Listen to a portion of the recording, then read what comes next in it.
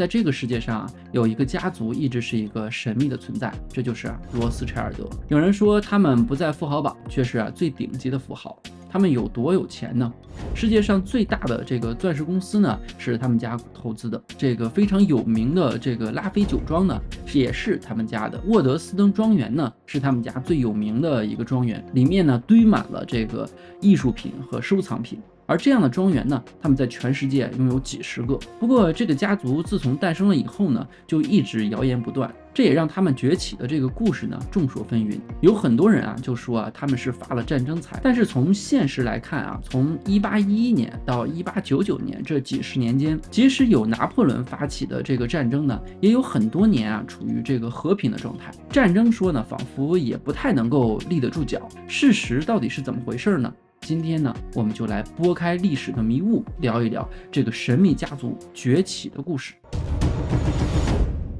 说起罗斯柴尔德家族就不得不提起一本神书，就是《货币战争》。这本书呢，把罗斯柴尔德家族呢描绘的阴险又狡诈。他们不仅控制着整个欧洲，甚至呢控制着全世界的所有银行，包括美联储。其实正如历史上发生的一样自从这个家族暴富了以后呢，一直就不断的诞生着各种样子的谣言。比如说关于他们是怎么发家的，人们呢就传言他们掌握了希伯来的一种神秘法宝，这个宝物呢可以变出黄金。还有一种论调呢，说他们被这个神秘的犹太幽灵附体，可以预知未来。尼尔·弗格森呢是一个历史学家，也是研究罗斯柴尔德的权威。他收集了罗氏家族的这个所有的这个信件，通过这些信件呢，为我们真实的梳理出来了他们的历史。那么真实的情况究竟是怎么回事呢？咱们呢就得回到罗斯柴尔德第一代和第二代他们所生活的那个时代。任何一个个体的命运都和时代有着莫大的关联。历史呢是一个牢笼，同时呢也创造着机遇。如果说翻开那段历史呢，我们就会发现罗氏家族暴富的期呢，主要集中在1811年到1899年呢这几十年间。这一段时间呢，有一个十分畅销的金融产品，这就是国债。1811年的7月11号这一天，伦敦的早晨呢，雾气笼罩，但这丝毫不影响罗氏家族内森的好心情。他在这儿呢开办的银行正式开业，从事的主要业务就是替政府卖国债。在他的带领下，罗氏家族正式开启了暴富之路。国债我们都知道，其实说起来也没有什么稀奇的，只有2%到3%的这个年利率。即使帮政府卖这些债券呢，也不过是几% 的雇佣费用，好像也不能赚到很多钱。罗氏家族怎么就能通过国债搞到巨量的这个财富呢？说到这一点之前呢，咱们呢还得先弄明白另外一件事儿。为什么这个罗氏家族能干起这个行当呢？要知道，普通人很难和银行打交道，更别说备受歧视的这个犹太人了。独木不成林，一个人的成就呢，往往有很多人的铺垫。这其中的功劳呢，就是他的父亲老罗斯柴尔德。他率先发现了罗氏家族的第一个法宝。不过这个法宝呢，不是什么神秘的印钞机，而是人。老罗斯柴尔德的名字叫麦耶·阿姆谢尔·罗斯柴尔德。他在1773年或1774年来到这个世界。很多人都难以想象，罗氏家族呢，并非什么世袭的贵族，而是生活在德国犹太封锁区的贫困户。在当时的欧洲排犹主义依旧是社会的主流。为此呢，很多国家都会把犹太人封锁在一个固定的社区。你可以把这种社区呢想象成一个监狱。在德国的法兰克福区就有这么一个监狱，里面呢就住着老罗斯柴尔德一家。当时呢，他们家非常的贫穷，只能租住在一个10平米左右的2层小阁楼里。就在这样一个阁楼里，麦耶·阿姆谢尔·罗斯柴尔德给后来的家族的崛起呢奠定了强大的基础。他发现最重要的这个致富密码呢就是人。首先一个他做的就是多生孩子。自从他结婚以后，和老婆总共生了19个孩子，其中有9个夭折，最后留下来5个男孩5个女孩。要说起来造人也没有什么稀奇的。老罗斯柴尔德呢还发现了另外一件事儿，这就是结交人。用现在的话说啊，就是向上社交。向上社交呢，也是他留给后辈最重要的一个遗训。从他们家族后来对联姻的这个重视呢，就可以看出这一点。从20多岁的时候啊，罗斯柴尔德呢就开始从事古币的收藏和交易，但他并不把这个赚钱的事业呢当成主业。他梦想的职业啊是能够成为宫廷犹太人。这种职业呢，就是给王宫里的贵族呢打理资产。说白了呢，就是当白手套。为了能够干起这个行当呢，他就不断的巴结王公贵族。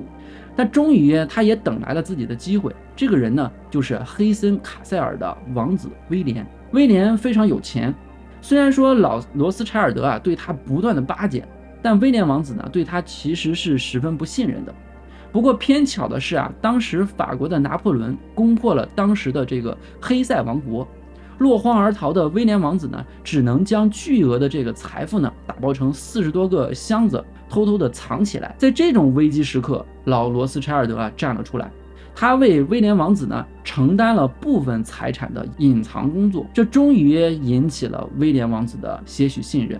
他也同意呢，让罗斯柴尔德一家呢给自己的部分资产呢做打理人。这也是为什么一个籍籍无名的内森·罗斯柴尔德能够在伦敦呢横空出世的原因。做完了这些呢，老罗斯柴尔德还做了一个重要贡献，这就是培养人。他把自己的5个儿子呢派驻到了5个不同的地方。大儿子阿姆斯洛镇守在法兰克福，也就是跟他的老爸在一块儿。二儿子所罗门呢在奥地利的维也纳。4儿子呢在意大利的那不勒斯。5儿子呢在法国的巴黎。老3呢就是咱们刚刚说的内森，去了伦敦。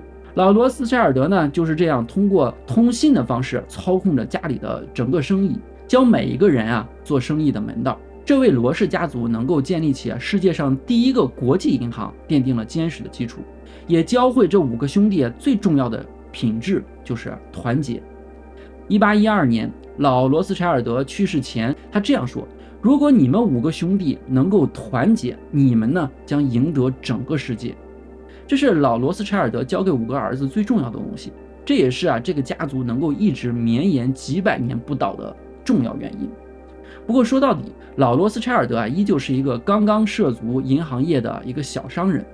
也许如果他继续活着领导整个家族呢，可能也不会有那么大的发展。正是罗氏家族的第2代罗氏五虎将这个家族呢真正的领导至强大。其中做出最大贡献的人呢，就是人称金融界拿破仑的内森。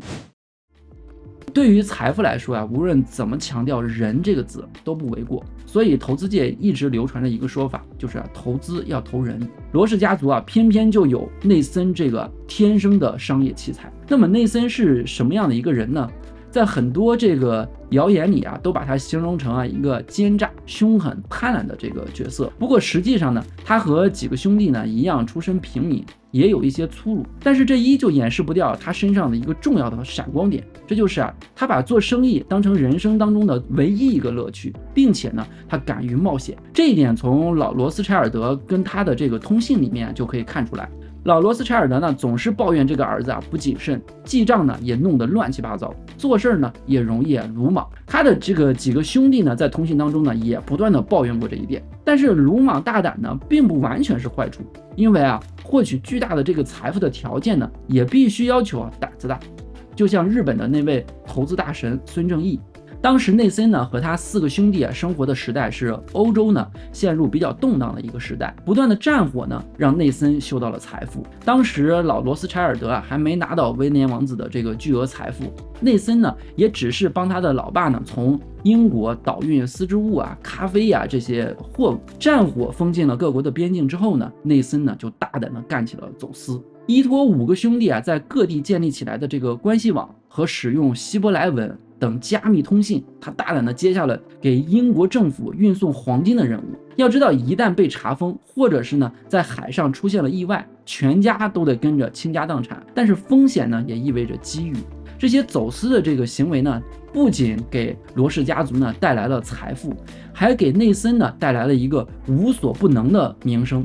1811年，有了威廉王子的这个资金加持以后呢，内森就在伦敦成立了罗斯柴尔德银行伦敦分行。他不仅依旧帮助英国政府通过走私的方式把黄金运到战场，还以极低的费用给政府销售国家公债。从1815年到1859年，他们发行的各类主权债券呢，超过4300万英镑，这比伦敦所有银行发行的债券呢总数一半还要多。与政府打交道，少不了结交权贵，给官员送好处之类的。但这并不是最重要的，这就回到咱们之前说到的那个问题：为什么赚取低廉的手续费就能够造就罗斯柴尔德家族的暴富呢？而同样卖债券的另外一个家族巴林家族却没有崛起呢？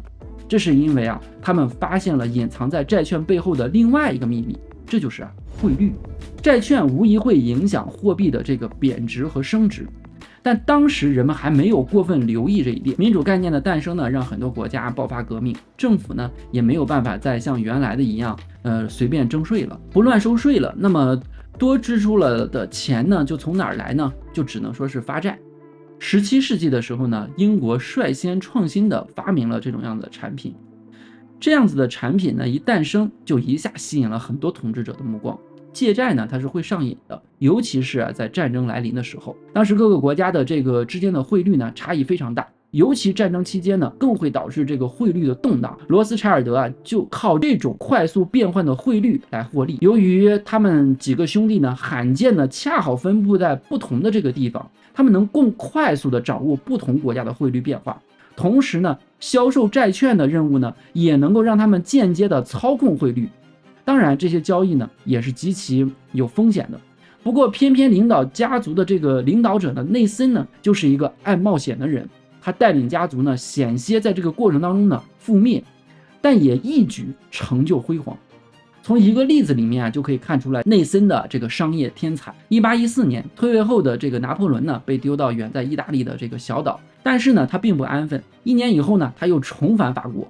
他这一回来，让所有人都陷入了头疼当中。各个国家再次开足马力发行国债，为战争募集资金。这个时候内森呢就乐开了花，他就觉得战争会持续很多年，那么战争引起的这个发债呢，势必导致货币贬值，黄金呢升值。于是呢，他一边帮助英国向前线走私黄金，一边呢又安排几个兄弟开始在全世界内收购黄金。但是戏剧性的是无所不能的拿破仑没过3个月就在滑铁卢失败了。没了战争，士兵们呢也不需要工资了，英国呢也不用给同盟国发钱了，更不用再发行国债了，货币不贬值，金价自然就要下跌。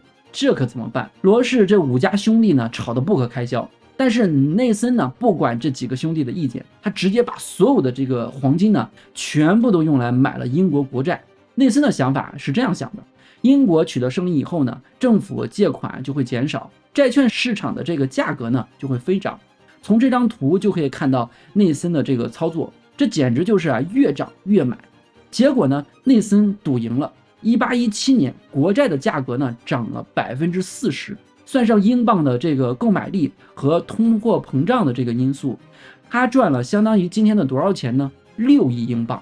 这无疑是金融史上最大胆的一次交易。